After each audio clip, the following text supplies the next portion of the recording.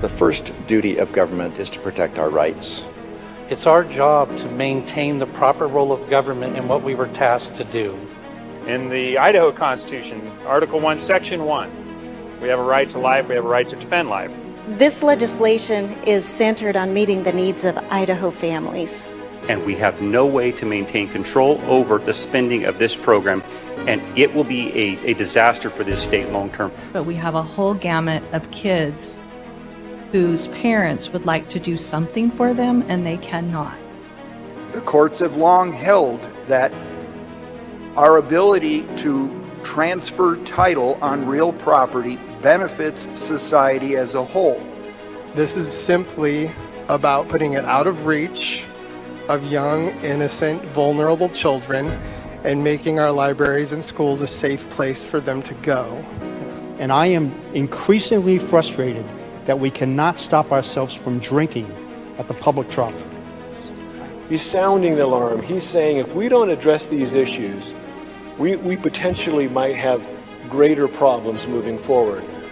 I feel like we're back to an unappointed board that gets to decide who is essential and who is non-essential. If I was looking at a business and I was looking at these figures, there would be heads rolling because this is unsustainable. We're supposed to be bottom-up government. We're supposed to be representing my citizens' ideas and your citizens' ideas, and we're supposed to be discussing them and debating them to come to a conclusion.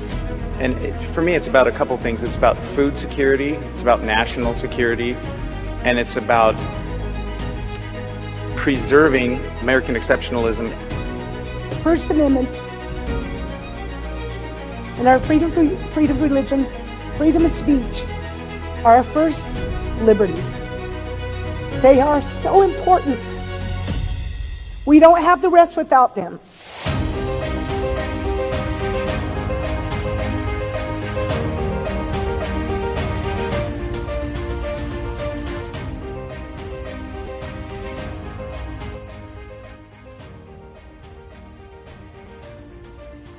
Okay, everybody, welcome to our program. My name is Matt Edwards. Idaho Signal is on the air. It is February 27th, 2024. And right now, House 4. It looks like they're. They just went through a couple of bills where they were amending the bills that were before the entire body. They just got through a couple of interesting bills. Nothing too earth-shattering. It's always fascinating when somebody's bill gets before the entire floor where amendments are going to be proposed, because if it's your bill and you really like it, and then all of a sudden the body starts changing the bill right before your eyes and then voting on it, it can be quite entertaining to watch. So just as we were going to air, that was happening, and now the House appears to be at ease for just a little bit. So anyway, we're going to move on today. We've got a couple of great guests joining us today, and we are going. It looks like we're having some microphone issues, so we're going to take a quick break, and we'll be right back.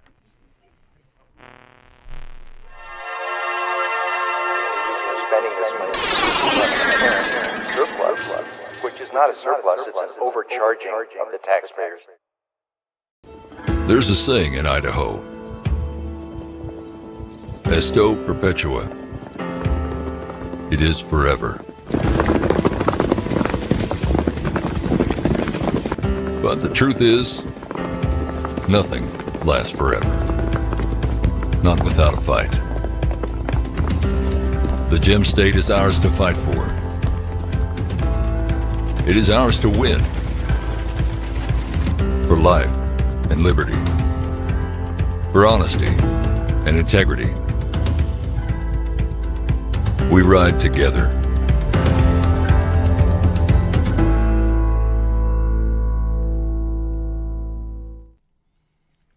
All right, apologies. Gonna get a nod here from our guys back in the studio that we're good.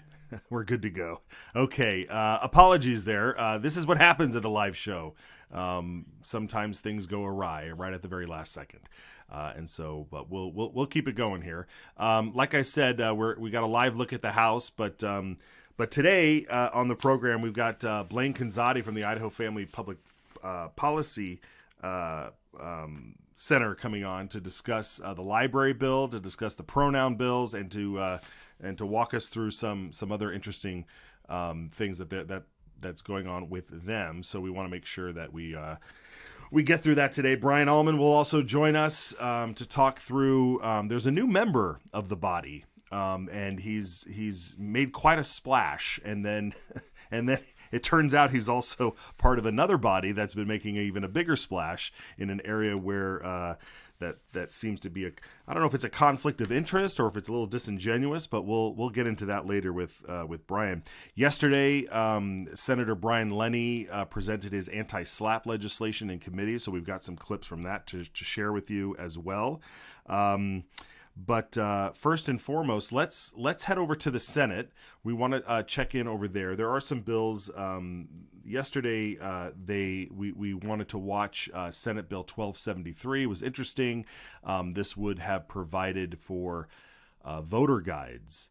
The Secretary of State wants to print voter guides to send out to every voter in Idaho for every election, and that passed the Senate yesterday, 22 to 13, and most of the folks who voted against it would be considered the more conservative type, who are maybe, and I don't want to speak for them, but I think some of the worries that I saw with regard to voter guides is that while they may be helpful to some, it's all about who writes the voter guides and who's explaining the things that are on the ballot and placements and all that. So there could be concerns, there could not be concerns. So anyway, let's listen in here. It looks like Senator Abby Lee is speaking. Well, let's find out what they're working on over there in the Senate. I think I heard you ask unanimous consent to send 1354 to the 14th order. Is there an objection? Hearing none, it is so ordered.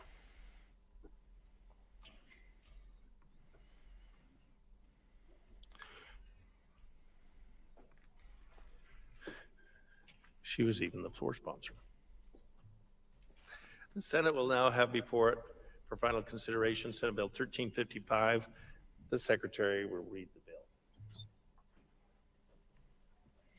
In the Senate, Senate Bill 1355 by Health and Welfare Committee, an act relating to Medicaid, to establish a Medicaid legislative review panel. Mr. President. Senator Van Orden. Okay, they are just going through some of these bills. The bills that are on the agenda today in the Senate aren't particularly earth-shattering, but so we'll keep an eye on it and see how it goes. But I did want to set up what happened last week, because there's been a lot of chatter, and we wanted to kind of let the dust settle a little bit before we dove into seeing what the next steps were when it came to the library bill. And this journey with the library bill actually started a number of years ago with a piece of legislation that was, funny enough, it was assigned by random order of how it went through the process. It was signed House Bill 666, and this would have addressed the concerns that parents and community members were having with certain books, graphic material falling into the hands of children or being stocked on the shelves in the children's section. And so this started this long journey that's been going on for a couple of years now in the legislature and in your local libraries, in your schools, and parents and, like I said, community members from all across the state working on this issue. And so over the past few sessions, we've seen bills try to come in and address this, and some get passed, and then some make it to the governor's desk and get vetoed, and so forth. So this session, everybody was all excited because we heard that there was a bill out there. It was the bill's sponsor was calling it the best bill in the country, because that's what when he showed it to people outside of the state, it was called the best bill in the country. That was Representative Jaron Crane presenting the bill earlier this year. It at the last second before it was being forwarded to the floor and being put on the reading calendar on the floor, it was pulled back into committee. Because there was a competing bill on the Senate side through Senator Jeff Schroeder, I believe, and he was presenting a bill into committee that sought to do something similar, but had much different processes for parents to go through. It didn't have a penalty penalty attached to it if things were violated. So I wanted to kind of just, like I said, let the dust settle a little bit and bring in Blaine Kanzati, the president of the Idaho Family Policy Center, to kind of walk us through a little bit, because I know he's been one of the guys behind the scenes here, working on this very important bill. And I know the fight isn't over yet, and I think there is commitment that we want to try and get something through this session. So, Blaine, welcome to the program. I kind of want to take this little piece by piece. Can you kind of just set us up here with what it was that inspired your organization to get involved with this specific issue? Yeah, thanks for having me, Matt. So Idaho Family Policy Center has been involved on the library issue for several years now. We began recognizing that there were issues with our obscenity statutes and our material harmful to minor statutes about 3.5 years ago. And our policy group started doing some really robust legal research into ways to remedy those issues. Essentially, those statutes are full of outdated and unconstitutional provisions, definitions, etc. And they also include large exceptions that allow schools and libraries and museums to distribute pornography to kids. So we've been doing research, trying to find ways to solve this problem. We began introducing legislation a couple years ago called the Children's School and Library Protection Act that would close that loophole and update some of the language to make it constitutionally defensible in court. But this is an issue that our constituents care about, Idahoans care about generally. We've done polling on this issue, Matt, and over 75% of likely Idaho voters want to see the legislature take meaningful action to restrict children's access to pornography in schools and libraries. And so we are working toward that end. Yeah, and just to set the stage here, the pornography that we're talking about here is not what some of old timers might consider the things that we would find on the shelves, like at liquor stores or magazine stall, these dirty magazines, so to speak. This kind of material I was shocked to see. It's like almost sometimes instruction manuals on how to perform sex acts. It's a lot of really things that were even the artwork and the stuff is designed to appeal to children. Can you walk us through where we are right now, where this kind of material, which I don't think existed 10 years ago, 15 years ago, at least to my knowledge, definitely not when I was a kid. What is this material that is being produced right now? Yeah, so the books that we're talking about, the materials that we're talking about are materials that would be obscene for minors under current federal case law. So we're talking about books that appeal to the prurient interests of minors. That means that it has the predominant effect of arousing a minor's sexual desires. We're talking about books that are patently offensive to the community in regards to what's appropriate for minors. And we're talking about books and materials that lack literary, scientific, educational, or political value for minors. So we're talking about, again, pornographic books. The images and the text is incredibly obscene, entirely inappropriate for any person, but especially for children. And the U.S. Supreme Court has long recognized that states can restrict children's access to these types of materials because of the harm that it causes children. Pornography harms developing brains. Pornography contributes to juvenile crime, to poor family formation, and other relational problems. All these things are well documented in the academic and legal literature. And so the U.S. Supreme Court has recognized that states have a compelling interest to restrict children's access to these materials. Yeah, and that's an important point, that the state has a compelling interest in order to protect children. Okay, so all right, so then let's jump to I think it was 2022 when there was a bill it was a very simple bill, and all it did was remove the exemption for librarians from being not being held responsible for pornography, falling into the hands of children. And if there was a case that happened, that the librarian would be held liable for passing along that information or that material. And that bill caused quite a contention between the Senate and the House, and there was a long night of negotiating. Well, if we're not going to pass this bill, then we're not going to fund the libraries, and back and forth and back and forth. It ultimately never went anywhere. But when you look at where we are now, do you think that still is like the ultimate solution? Just remove the exemption from librarians for delivering this material? So removing the exemption for libraries and schools and museums is it's a good thing to do. It's not the most effective solution to address the problem. And here is why. While it might appear simple on its face, prosecutors are really reluctant to bring criminal charges against a teacher or a librarian when material is made available to kids.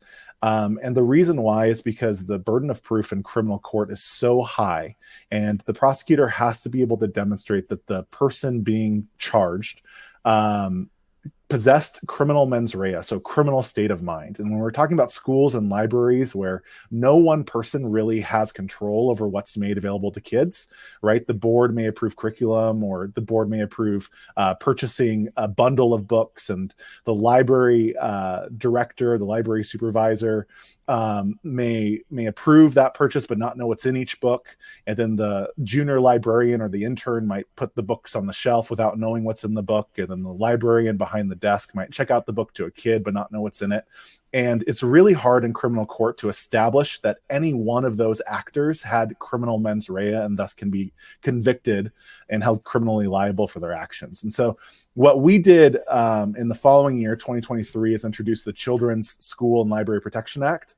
This legislation creates civil liability for the school or library if it fails to take reasonable steps to restrict children's access to minors. So it doesn't matter whether they know what's in those books. If they fail to do their due diligence, if they were negligent under law, then they could be held civilly liable for the books that they make available to kids. We believe that this is the best option and the best pathway forward. It gives parents legal recourse if a school or library makes porn available to their children. If you take the approach of just removing the exemption for schools and libraries and require prosecutors to bring criminal charges in criminal court, parents have no legal recourse if their prosecutor doesn't want to bring those charges. But if you create a civil cause of action that allows parents to take legal recourse, it gives them the legal tools to hold those schools and libraries accountable. We think that's the best solution for everyone. Yeah, so then let's jump ahead here, because I think what happened was that was this process for parents to go through was seemed to be the biggest focus of the bill that just failed in the Senate.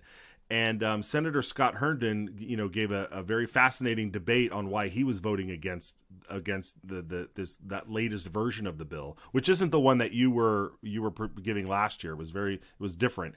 This was the newest iteration of it that came out of the Senate side, and then he tweeted out he posted on X a graphic that showed sort of the pathway. I don't know if we have this graphic, but it was, here it is. It's this pathway that parents would have to go through in order to remove one book from a shelf here.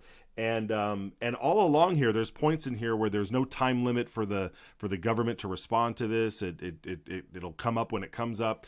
And so this was very helpful to look at this process here. I think, what did you think of Senator Herndon's debate on this bill and this process? I mean, is this something that you were behind? We heard a lot of people saying, well, let's just at least pass something so we can get something out there. But what was your take on Herndon's debate on this? Yeah, we certainly appreciated Senator Herndon's debate. I think all real conservatives want to see the problem solved. It has to be solved the right way. It has to be solved with policy that's workable and policy that's defensible in the courts when that legislation is challenged, as it inevitably will be. And unfortunately, Senate Bill 1289, as it was introduced, was not workable. As you pointed out with that graph, it made it impossible for parents to actually get the legal remedies that they need to protect their kids. But it was also not constitutionally defensible. It utilized that old, outdated language that I was talking about earlier that would invite needless court challenges and would ultimately waste the state's money and would ultimately be blocked by the courts. And so Senate Bill 1289 had those problems from the get-go. We spoke with the legislative sponsors and asked them to consider amendments that would have fixed both of those problems. We did a grassroots mobilization campaign in which 7,000 Idahoans sent emails to senators asking them to make these amendments. Unfortunately, the sponsors refused to make those amendments. And the bill was fatally flawed. And the conservatives said, we're not going to, sometimes no solution is better than a real bad solution. And I think that's what took place last week. It was a pretty stunning defeat on the floor, 17-18 vote that ended up killing Senate Bill 1289. But hopefully this provides an opportunity for the state legislature to take this as a learning experience and to pursue real policy that gives parents real legal recourse and the tools that they need to hold schools and libraries accountable if they make pornography available to kids. Yeah. Okay. So then what's your prediction? What's coming back? Anything? So Representative Jaron Crane has a bill that has been held in committee. It's House Bill 384. Right. The best bill in the country, we heard. Yeah. And that's based on our Children's School and Library Protection Act with a few changes. So, maybe that bill will come back. We're certainly advocating for some version of that legislation. But the legislature needs to deal with this issue once and for all. Parents are outraged. Over 50 schools and libraries across the state are currently distributing pornography to kids, according to a report that Idaho Family Policy Center released last year. Again, 75% of parents want to see legislative action. And so, radio silence or shirking back from this issue, not holding schools and libraries accountable, that's not an option for the legislature. They cannot do that. They need to act and fix this problem well. Yeah. All right. Well, good. Well, we know you know how to mobilize people, so everybody should hopefully pay attention to your communications and get behind this.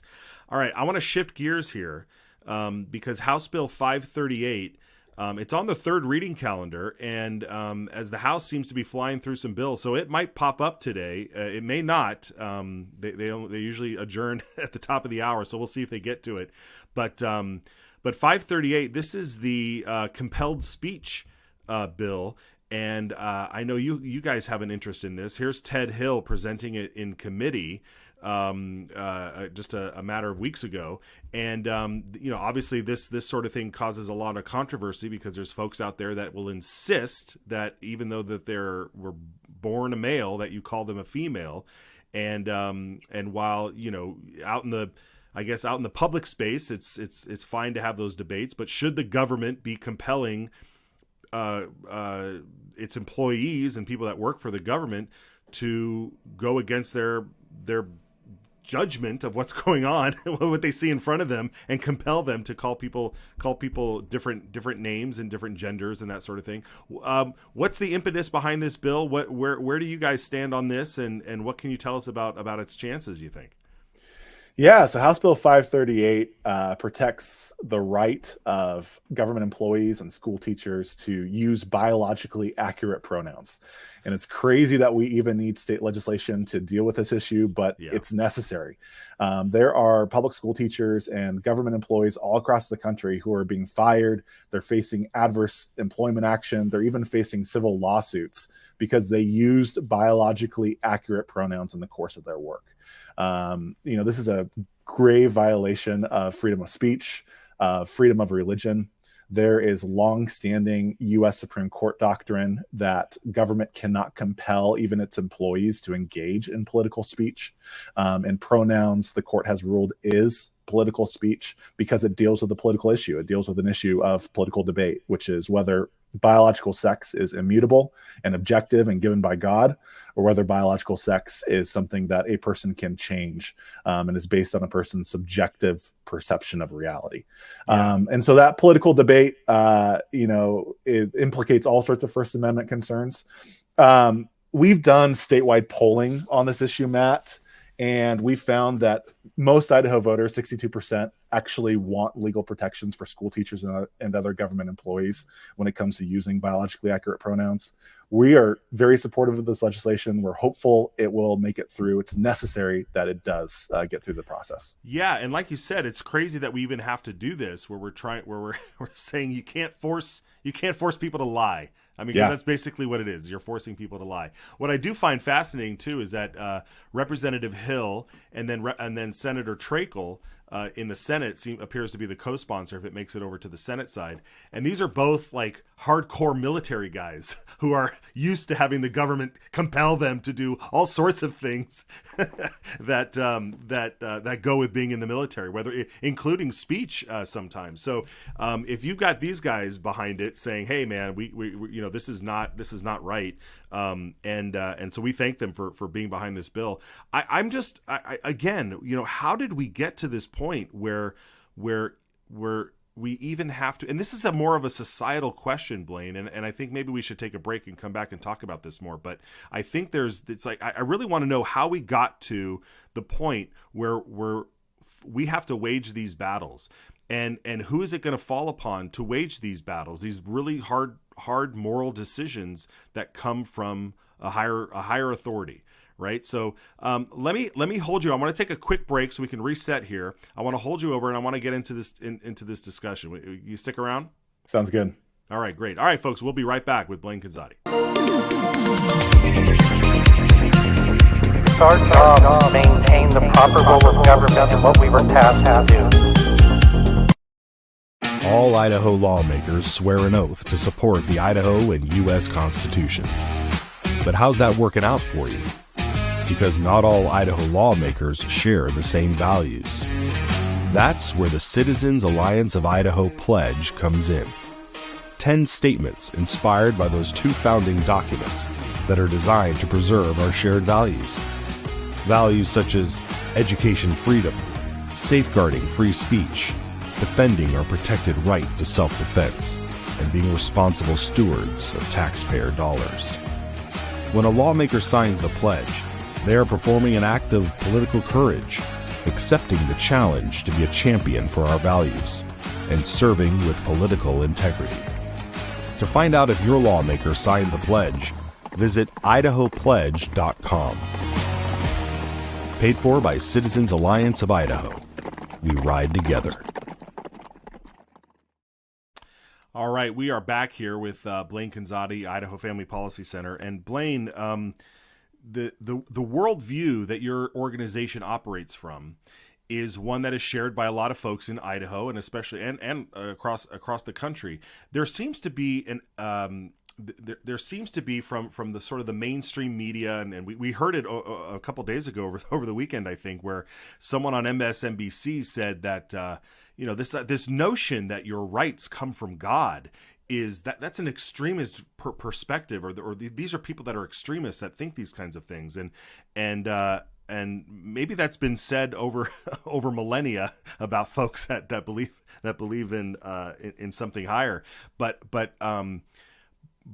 with that comes this notion that Christians want to involve themselves in government in order to install their moral authority and to rule by dictate and to just be this tyrant that rules over and gets into everybody's lives. And one, that tells me that a lot of these people don't understand what Christianity really is all about and what being a believer is all about. But what can you say about being involved in the process as a Christian? What is your organization? What do you take this worldview? How do you approach this? Yeah.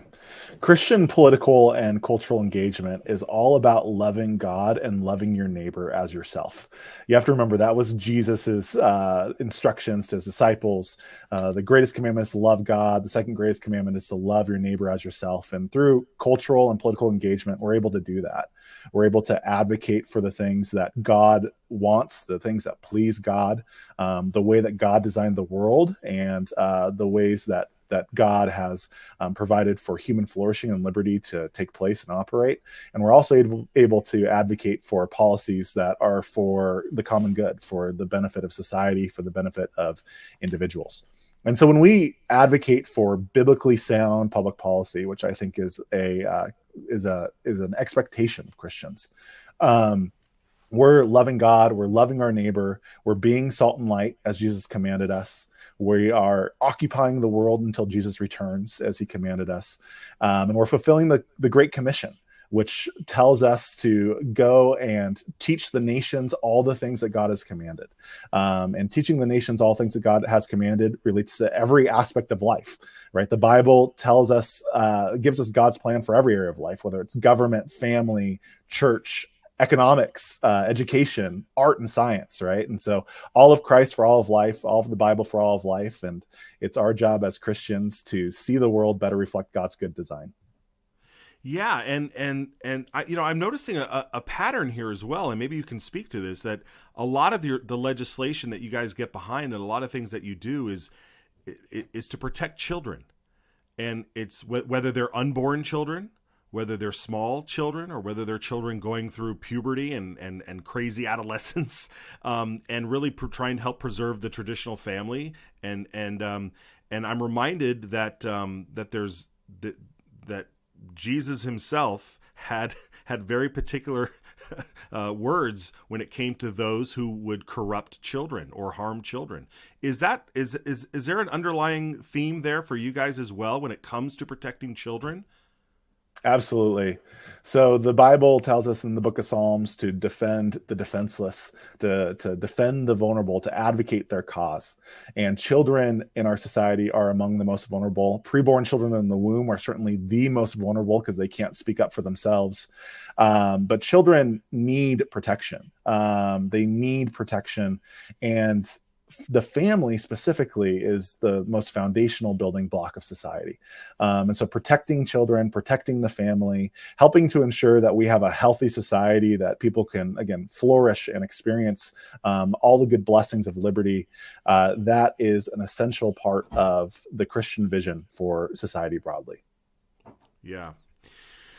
Well, Blaine, I appreciate this. This has been a good discussion. I know there's a lot of folks out there that really appreciate the work that you guys are doing, and I think it's just really important to kind of set the record straight here that the impetus behind the work that you do, the work that a lot of our legislators do, who share a similar worldview, is out of this place of compassion and loving the world, and if that means lower taxes and being able to keep more of the hard work that you've earned, and protecting your children, and not lying, and not being compelled to lie, and all this stuff, it all stems downstream from all of this worldview here, and I think it's really important. So, all right, what's your big call to action right now? What can people help you do?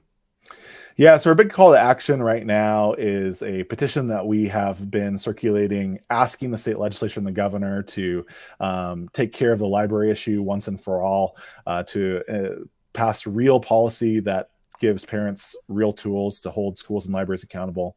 So go on our website and fill out that petition. That would be the most helpful thing.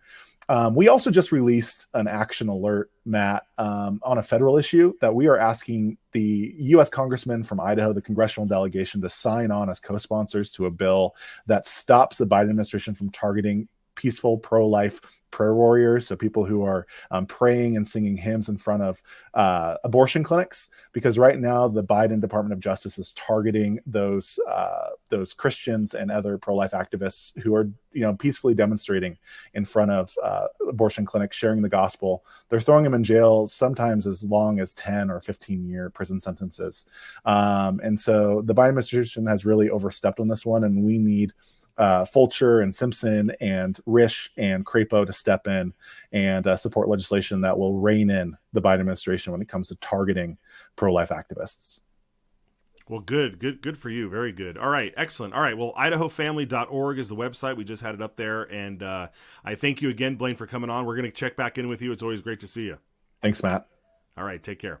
All right, folks. The House has adjourned. The Senate has adjourned. And we are going to take a quick break and get into some other business here. We'll be right back. Spending this money. surplus, which is not a surplus, it's an overcharging of the taxpayers.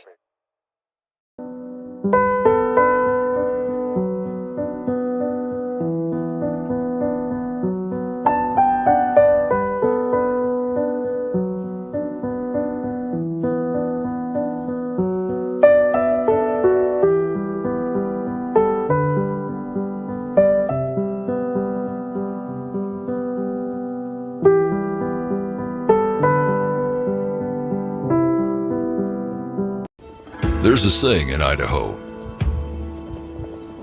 Esto perpetua. It is forever. But the truth is, nothing lasts forever. Not without a fight. The Gem State is ours to fight for. It is ours to win. For life and liberty. For honesty and integrity. We ride together.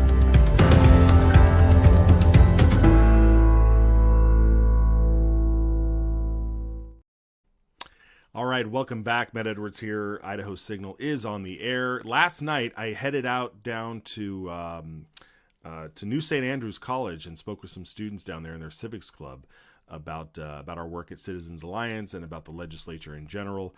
They were super excited to hear that Blaine was going to be on the program. I meant to mention that when he was on. But if they're watching, I hope they enjoyed that segment and so forth. So anyway, let's move on here.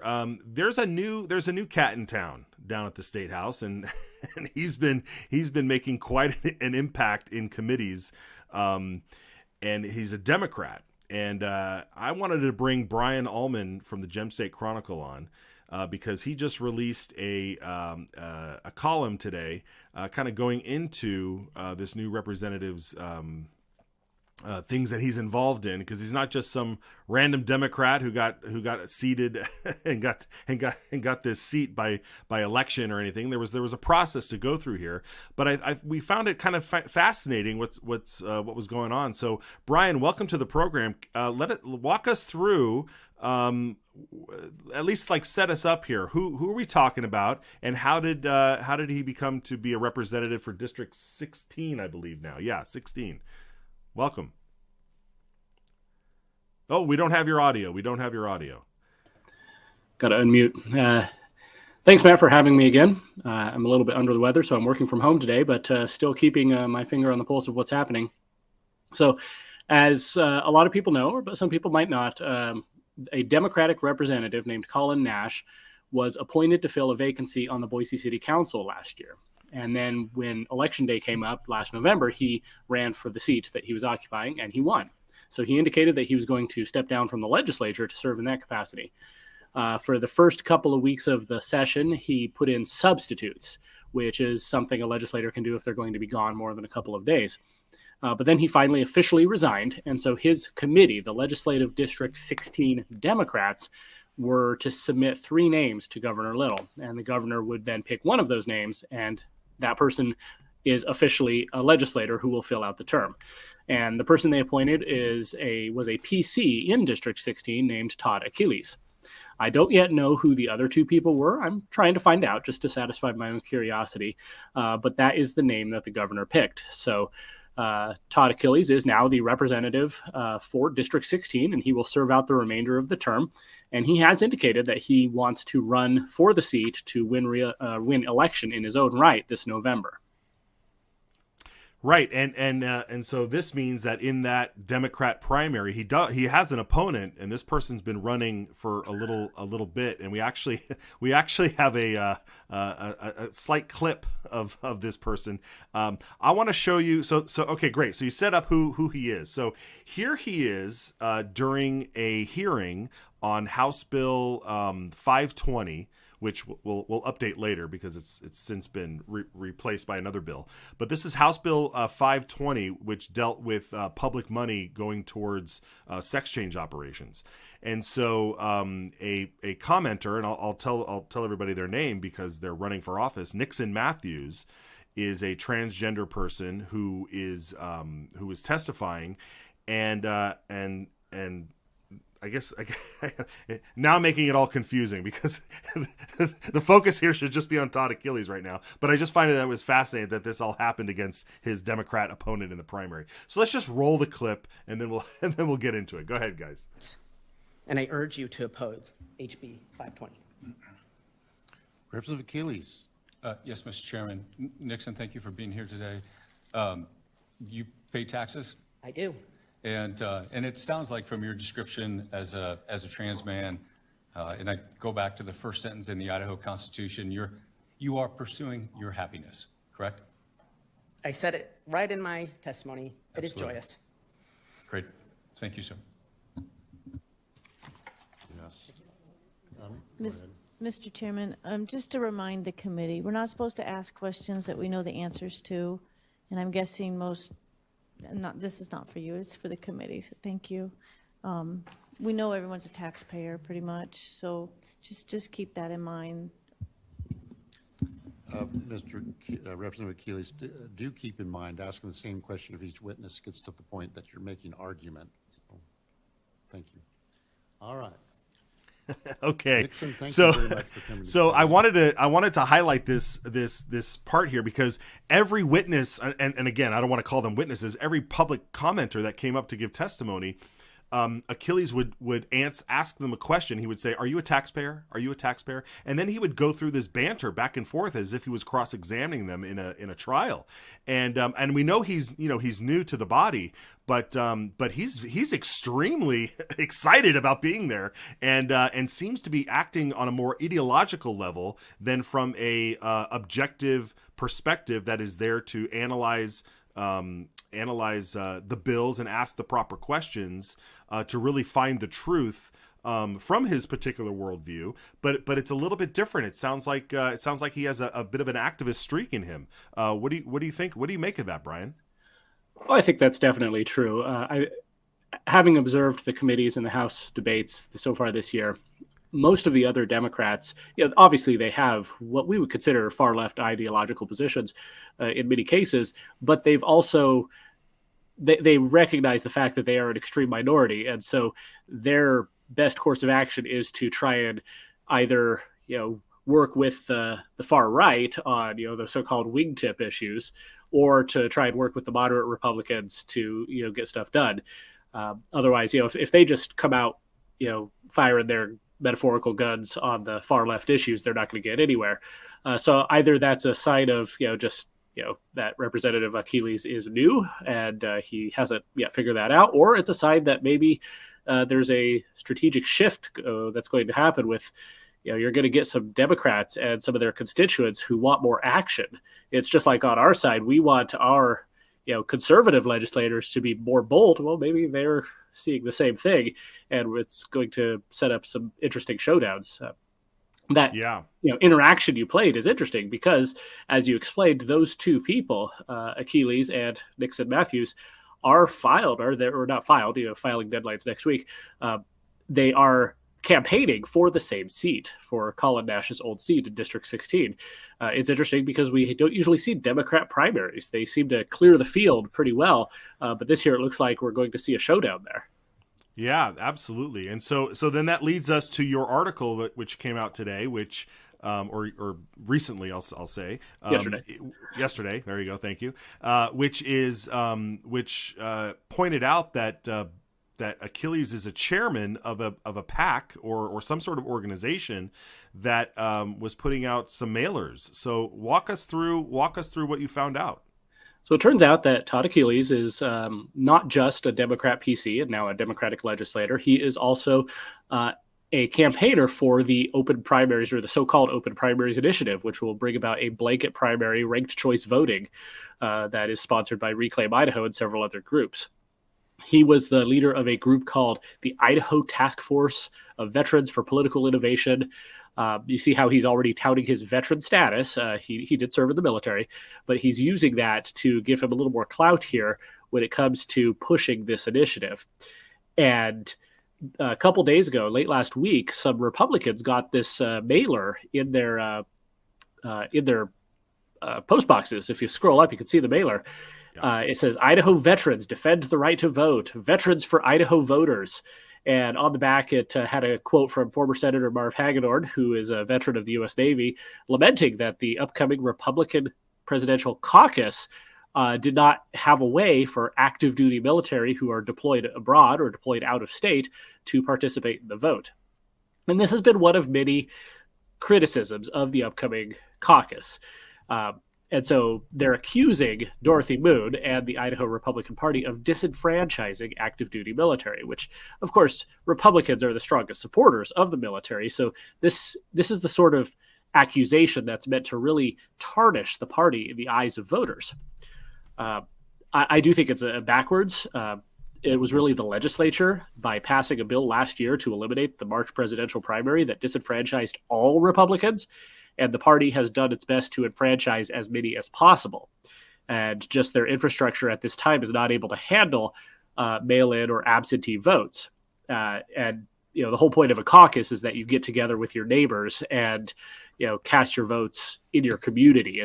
It's more of a community event than just a simple election. It's not necessarily about mailing in your ballot. It's about coming together and talking things over and hearing from your community about what's going on.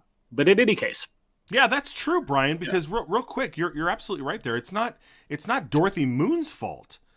The legislature and ultimately the governor disenfranchised everybody. Whether you're serving, whether you're not, even the dead couldn't have voted either. Like, everybody was disenfranchised. And the only thing left to do was to do a caucus, which is like you're saying, it's a community event. And so and then real quickly, it also eliminated the Democrat primary. The Democrat presidential primary too. So what are the Democrats doing to rectify that? Do they have a plan yet? They're having some sort of caucus or convention. Right. It's probably all online and everybody can join and what. Okay. I didn't mean to derail you there. A nomination caucus that they're going to bring some folks together. They're going to have delegates on May 23rd. So it's already in May. But anyway, what I really found ironic about the whole thing, obviously we've seen this fight within the Republican Party. There's some people who don't like Dorothy Moon and don't like the current leadership, and they're using this caucus as a battering ram against their political enemies. But this is supremely ironic that you had this mailer coming from the perspective of veterans, and the guy running the organization turned out to be a Democrat legislator. So I just think Republican voters should know where this is coming from, know where the call is coming from. It's not coming from inside the House. It's coming from the other side. This is a Democrat legislator who's supporting the ranked choice voting initiative to get rid of partisan primaries entirely, who's coming out and criticizing our caucus as Republicans and trying to get Republican voters to turn against the Idaho Republican Party. It seems absurd to me, but because they're cloaking it in the language of veterans and the right to vote, then it's, some people are going to be moved by that. Yeah. What's happening this election cycle, not just nationally, but locally, is absolutely wild. And the things that are going on throughout the legislature and the legislative session as well. It's just wild. So it's a wild time to be watching all of this stuff. I'm tempted to not want to go down this road and ask this question, but we see it a lot that whenever there is a beloved group like our veterans, and I thank Achilles for his service, as I would thank almost every single person who's worn a uniform and performed their duties honorably. But that it feels as though that there are those that then walk away from that and decide to then act dishonorably back in civilian life, and this to me is a bit of it feels a bit like that, to use that class of people, the veterans, in order to manipulate and distract from the truth and do it in a partisan way. It feels really disingenuous and offensive almost. It is. I really think it is. It's I don't want to call it stolen valor because, these people did serve. I'm not questioning that. And I'm not questioning, that they served honorably. But they're, like you said, they're using it for political purposes. I was reminded of a couple of years ago when a couple of folks, including former Ada County Sheriff Gary Rainey, put together a group to go after Janice McGeehan and Ammon Bundy during the gubernatorial campaign. And they promoted themselves as law enforcement and said that as law enforcement officers, we've seen this kind of extremism before, and it led to shootouts and militias and cops being killed, and we want to stop it now. And I thought that was just as disgusting. It's, anytime there's something that people on the right hold in high value, nefarious people will use that as their avenue to try and go after the people they don't like. It's kind of like a form of identity politics. Whereas on the left, you hear, well, as a Black person, as a woman, as a LGBTQ person, this is what I believe, and you can't criticize it because you're then criticizing that whole community. And it's the same here. We see this mailer and we criticize it, saying, this is disingenuous. You're not telling the whole truth here. You're, not telling us who you actually are. And the response, naturally is going to be, oh, you must hate veterans. It's a really cheap and easy way to try and avoid being held accountable for what you say and what you do. Yeah, you're absolutely right. Thank you, Brian. That you hit the nail on the head there. All right. Well, what can we expect from you? What are you working on? I want to make sure people go to gemstatechronicle.com. But what's your next scoop?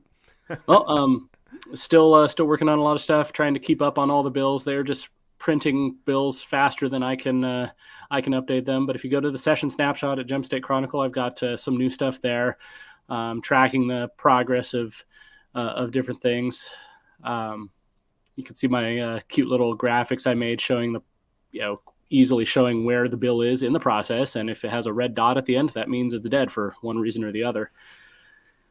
This is great. This is great to follow along here. Fantastic. Yeah, it's fun. It is a little tedious, so I am a little bit behind. But yeah, I'm also just, I'll try and let people know what's happening in the legislature with some of these interesting bills. That constitutional protections bill that allows a cause of action against the government if they violate your constitutional rights. It was pulled back to committee. I'm waiting to hear what happens with that because I think that's a really important piece of legislation. And then, the budget process is still proceeding. We've got some, the immigration memorials. It sounds like the House joint memorial on immigration, that's much stronger than the one that passed the Senate last week, is coming up in committee this week, I'm told. So I'm looking forward to that. There's also some resolutions regarding a convention of states that I think that's a real big issue that divides people within the conservative movement. A lot of people are very passionately for it, and others are saying it's not a good idea. So I will be covering all that as I can. Excellent. All right, Brian. Well, thank you again for joining us. We've got your Substack and website scrolling at the bottom, so people will find you there. And then we will check back in with you sooner than later. All right. Thanks so much. All right. Thanks, Brian. All right, folks. Fascinating stuff there, as always, with Brian. Good insight there. I encourage you to keep your tabs on his work. Okay, yesterday in the House, or was it the Senate? Where were we yesterday? We were in the Senate. The senator from Nampa, District 13, Brian Lenny, was presenting his anti-SLAPP legislation. And rather than have me butcher what this thing does, we want to play clip one here of Brian Lenny just kind of explaining the reason for this bill. This bill, Senate Bill 1325, provides a comprehensive, efficient framework for the resolution of SLAPP lawsuits. Now, for someone who doesn't know what a SLAPP lawsuit is, it stands for Strategic Lawsuit Against Public Participation. These types of lawsuits can take years to defend and cost the defendant tens of thousands of dollars. You could be tied up in court for years and years and years because these lawsuits are not designed to win. They're designed to intimidate, to distract, to bankrupt, to punish free speech of free people in Idaho. Think about things like defamation, slander, public nuisance, those things that can be somewhat subjective. It's usually centers around those types of things. So the inception of this bill has nothing to do with any specific or particular case in Idaho or any any number of cases. I was talking to, in 2022, I believe it was, I was having a conversation with a gentleman who's the president of the Institute for Free Speech, and we were talking about not legislation, and he said, Brian, Idaho's one of only 18 states without any anti-SLAPP protection. And I said, huh. So that journey got started a long time ago, and I really believe this is the right thing to do. This is a Uniform Law Commission bill, which, as everyone knows, we passed several of in Idaho. This bill passed in Utah. Very good there. He goes on for a few minutes there presenting the whole bill, and I got another clip I want to share with you, but that's to set up the stage here, right? If you're anybody who's on social media, on Facebook, on Twitter, you will see the banter and the vitriol and the arguments that happen back and forth. And eventually somebody could get so offended by the words that are being spoken to them that they want to file a lawsuit against you. And so there was a kind of a higher profile case. There's a few cases that go on. They all could be kind of high profile. But when you're involved in this situation here, it can be very costly. And it can feel like it's frivolous. It could feel like this is ridiculous that we need to go through these things. And but through the court system, it can take a long time. It can be very costly. And so what this legislation seeks to do is help minimize the opportunities for those lawsuits that would never that usually get dismissed or they get thrown out. There were a few folks that testified on behalf of this bill that just went through this process. But before we get to that, I want to show the clip of Senator Lenny at least explaining phase one of what this bill does, so that you kind of understand how the legislation works. So let's watch this second clip. Walk you through, if enacted, what this actually does. So there's essentially a 4-phase process that takes place in the courts here. So phase one is the filing of the motion and the scope of the bill. So imagine you're being sued because someone doesn't like something you said in a blog post or something like that. Your lawyer, day one, can file an anti-SLAPP motion for expedited relief under this bill. Now, the filing of that motion essentially stays or freezes all proceedings between the moving party and the responding party until the court grants, unless the court grants specific relief from the stay until the court rules on the motion. So essentially, you're being sued, your lawyer says, hey, we're going to file an anti-SLAPP motion. That kind of hits pause, but it does allow for limited discovery, as we all know. Okay. So you heard it there. He was going to keep explaining it. It basically, when once you get hit with something and you look at it and your lawyer says, you know what, I think this could fall under, we could file an anti-SLAPP motion. Because this is ridiculous. This isn't really what you did. And if you have a good lawyer that says, "Oh, actually, what you did do was defamation," so we're gonna have to get into this. So we'll file a SLAPP motion, but I think you're gonna have to defend this. But if it's clearly not going to go anywhere based on your lawyer's opinion, they can file an anti-SLAPP motion.